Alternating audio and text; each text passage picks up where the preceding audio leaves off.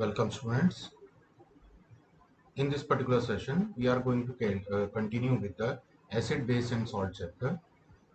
And in the previous sessions, we have discussed about the preparation of different types of compounds which are nothing other than the salts only, and which are having very different uses in our daily life. So continuing this part only, and in the previous parts we have discussed about, I think so, one is chloralkali method. Then after that we have discussed about the preparation of the NaCl, how common salt has been prepared.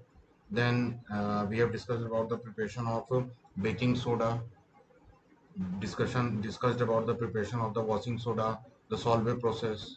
Okay, so in that particular sessions we have discussed about the preparation of NaCl,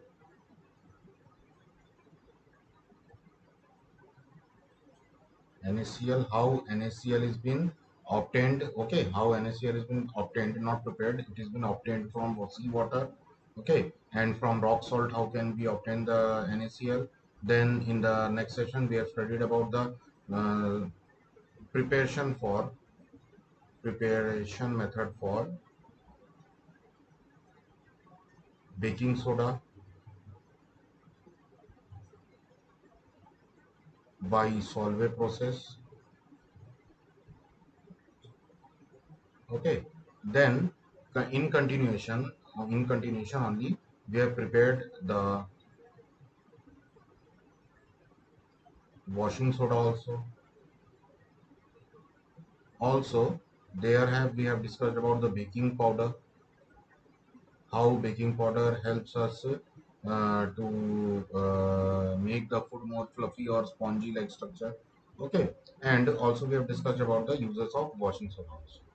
Now, in this particular session, let's continue and see the preparation of plaster of Paris. Okay, plaster of Paris, and in short form it is termed as POP. This is the abbreviated form of plaster of Paris. It is termed as POP. Okay, so the chemical formula of plaster of Paris is calcium sulfate hemihydrate. Okay, so calcium sulfate hemihydrate. Okay, half water of more crystallization is there, and the chemical name of the compound is calcium sulfate hemihydrate. Calcium sulfate hemihydrate. Okay, so how we are going to prepare the plaster of Paris? So first thing we must know about that, the raw material which is required for the preparation of plaster of Paris is gypsum. Okay, gypsum salt is required for the preparation of plaster of Paris. So what is this gypsum? This gypsum is been mined, and it is having the chemical formula. The chemical formula for gypsum is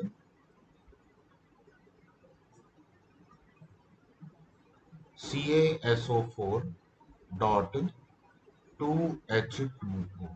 Okay, the chemical formula is CaSO4 dot 2H2O. Okay, so don't get confused about the formulas here, chemical formulas here. Okay, the gypsum is having chemical formula CaSO4 only, but here two molecules of water are present, while in case of plaster of Paris only half molecule of water is present out there. Okay, so now let's see the preparation method. So the preparation method is done like this. The gypsum is heated for dehydration, for dehydration, and conversion to conversion to plaster of Paris. Okay, when gypsum is dehydrated, then it is converted to plaster of Paris. Okay, so the formula, the reaction here will be CaSO4 dot 2H2O. It is heated till 373 Kelvin. Okay, so here after heating it till 373 Kelvin, CaSO4 dot half H2O plus 3 by 2 H2O will be obtained here. So this is plaster of Paris. Plaster of Paris. Okay, now plaster of Paris have the following properties. The properties of plaster of Paris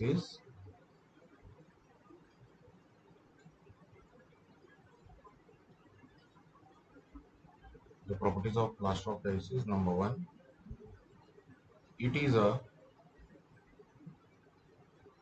white powder. Okay, it is a white powder. It has a remarkable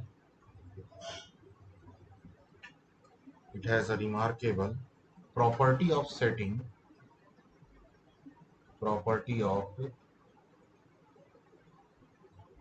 into a hard mass,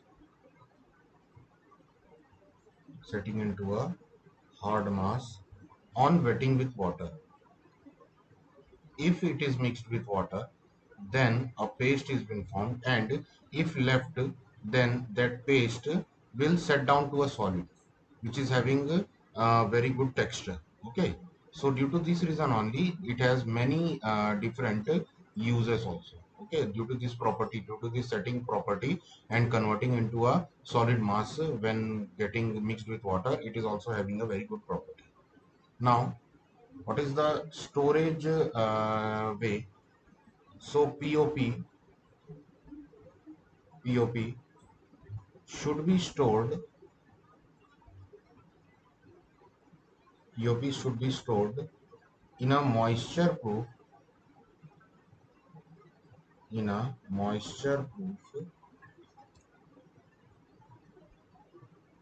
container or package. In a moisture proof container or package, in order to make it prevent from in the make it to prevent it to come into contact with the water or any other liquid, because if it comes into contact with the water, then the whole of the plaster of Paris will get means spoiled out there. Okay, it will get spoiled out there, and it will be converted to a solid mass. Okay, next, what are the uses of plaster of Paris? Uses of plaster of Paris. So plaster of Paris is used in hospitals hospitals for setting the setting the fractured bones in the right position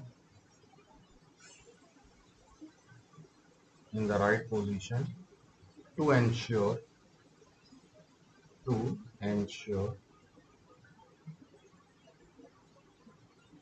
the correct healing. Okay, to ensure the correct healing, you have seen that when the bones get broke up, okay, when they get fractured up, then doctor puts out a fracture there. Okay, fracture, what the doctor uses plaster of Paris there in order to secure that particular fractured bone. Okay, for its smooth healing there. Okay, it is used It is used in making toys also. In making toys, decorative pieces, decorative pieces, cheap ornaments, cheap ornaments, cosmetics, blackboard. Okay, the blackboard which is used in our school na. So the base for the blackboard is made by that plaster of Paris only. Okay. Also cast of statues for metal. The metal statues which are made na. So the cast or the mold the sorry cast of statues means we can make different statues by casting the pop. Okay, we can make molds, then in that we will pour the pop, plaster of paris, which is been mixed with water, and after some time what will happen, the plaster of paris will set out there, and we will found out that the beautiful statues and sculptures is been set out there, okay, by using that particular mold. This process is known as casting. Okay, this process is known as casting. So by using the casting process we can create many different decorative pieces or decorative molds. Okay, it is used in, it is used in laboratories, chemical laboratories. Okay, especially in chemical laboratories for sealing purpose, sealing purpose. For sealing purpose we use that thing for making, for making for making containers airtight, for making containers airtight. Okay, next, it is used for making, it is used for making nowadays false ceiling. Okay, false ceiling, decorative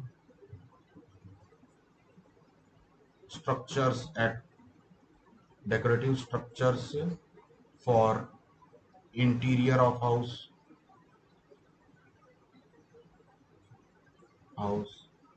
etc. Okay. So these are the uses for plaster of paris. These are the uses for plaster of paris. Now let's see, uh,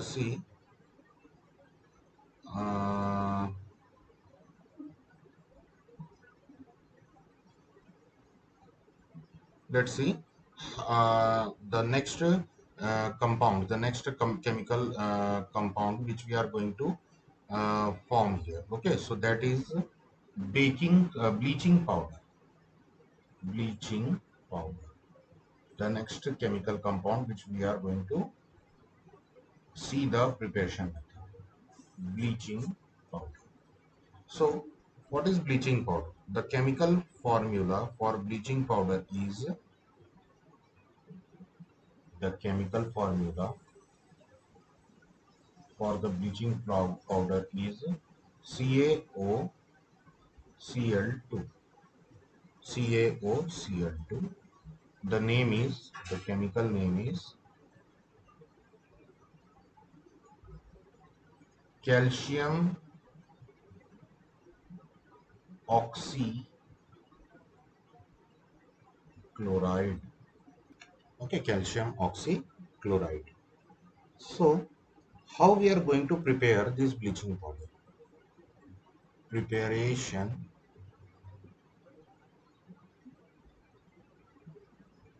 of bleaching powder.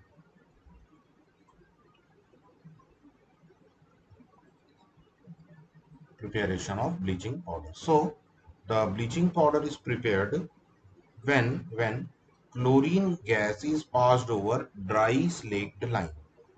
Okay, when chlorine gas is passed over dry slaked lime. So first let's see how slaked lime is formed out. Okay, let's see how slaked lime is formed out. So slaked lime it is the raw material. It is the raw material. It is the raw material for bleaching powder. Okay, this is the raw material for your bleaching powder, that is slate lime. So slate lime is having the formula CaOH twice, calcium hydroxide. Okay, the name is calcium hydroxide. So how we are going to form this calcium hydroxide? So first, CaCO3 is being heated to form CaO plus CO2 gas has been released out. This CaO is named as quicklime. Quicklime. Now, this quicklime is mixed with water. There CaOH twice is formed. Okay, CaOH twice is formed. So this is the formation of slaked lime. Slaked lime. Now, over this slaked lime, the chlorine gas is being passed out. Okay, chlorine gas. What is chlorine gas? Chlorine gas, chlorine is a halogen, okay, 17th group element in your periodic table, and this gas is yellow colored gas. It is more denser than air. Okay, it is more denser than air, and it is been passed over. It has been passed over this calcium hydroxide or slaked lime. Slaked lime, and the chemical name is calcium hydroxide. Calcium hydroxide. Okay, so what will happen here? The reaction will take place and CaOCl2 will be formed out and water will be released out. Water will be released out here and CaOCl2 will be formed out. That is calcium oxychloride, and in general we call it as bleaching powder. Bleaching powder. Okay, so this was the preparation of bleaching powder. Now, what are the properties of bleaching powder? Let's have a discussion on of it. Properties of bleaching powder.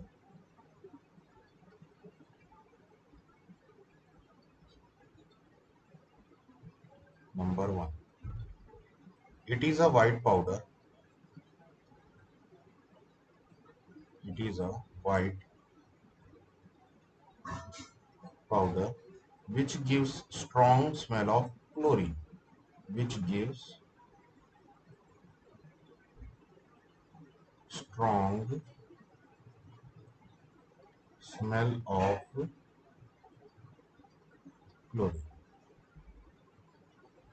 Number two, it is soluble in cold water. It is easily soluble in cold water. It reacts with dilute acids. Okay, it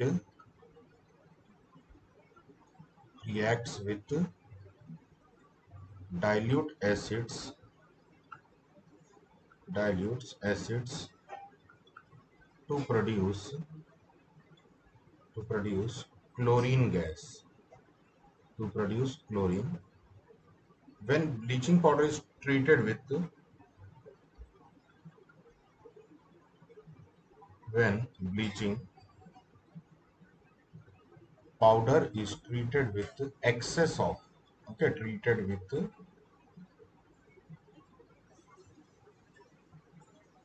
excess of dilute acid, excess of dilute acid, then all the chlorine present, all the chlorine present gets liberated, gets liberated. Okay, gets liberated. For example,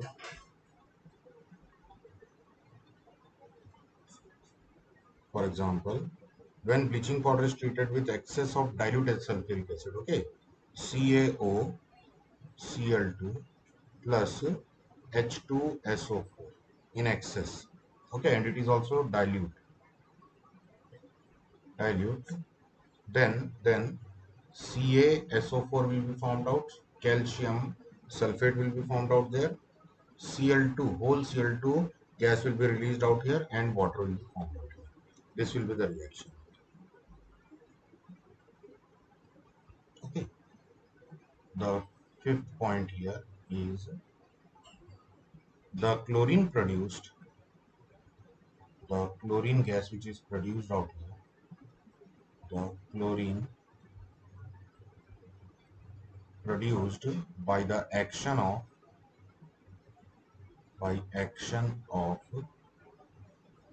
dilute acid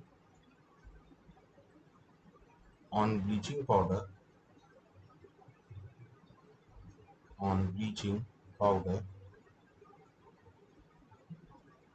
acts as a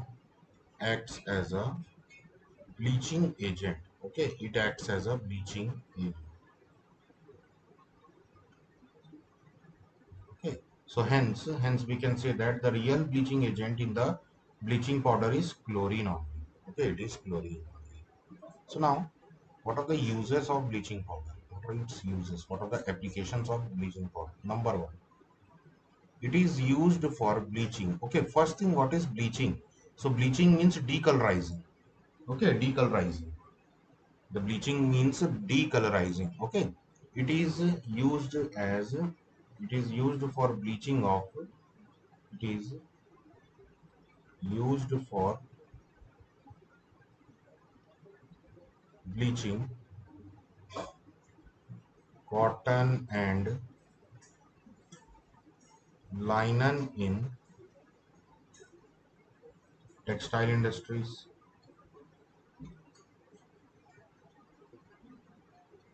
cotton and linen in textile industries.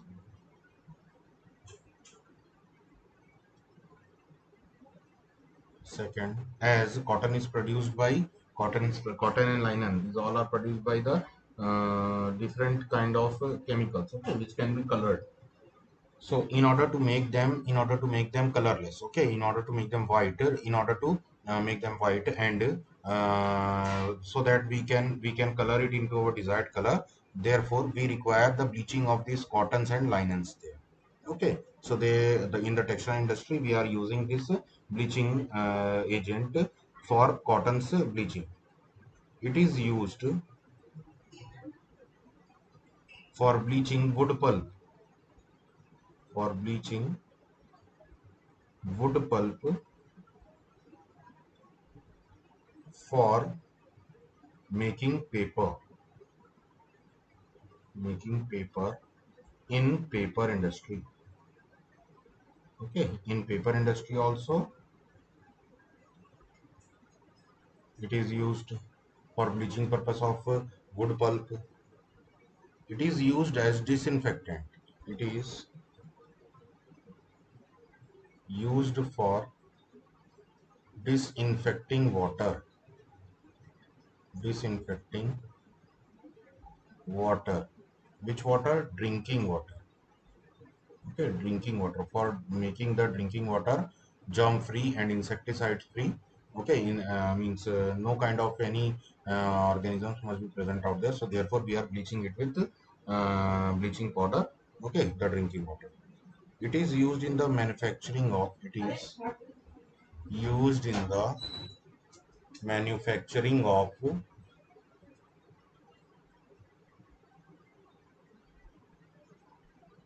chloroform, or the manufacturing of chloroform. Okay, it is used for making wood unshrinkable. Okay, it is used for making woods, sorry, wool, not wood. Okay, wool. If you can see that the wools which has been formed from the ships or other animals here, they are on washing, they get shrinked up. Okay, so when treated with bleach, what happens? They becomes unshrinkable. Okay, means the shrinkability of the wool will be treated by using the bleaching powder. Okay, it is used as an oxidizing agent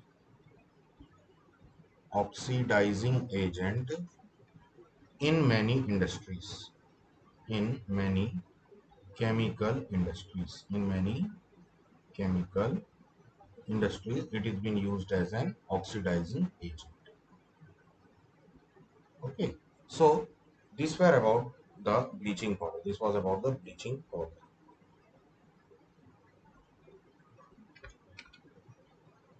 Okay, students. So for this session, we have discussed about these two compounds, that is the plaster of Paris and the bleaching powder, and we will meet with the next topics of this chapter in the next session.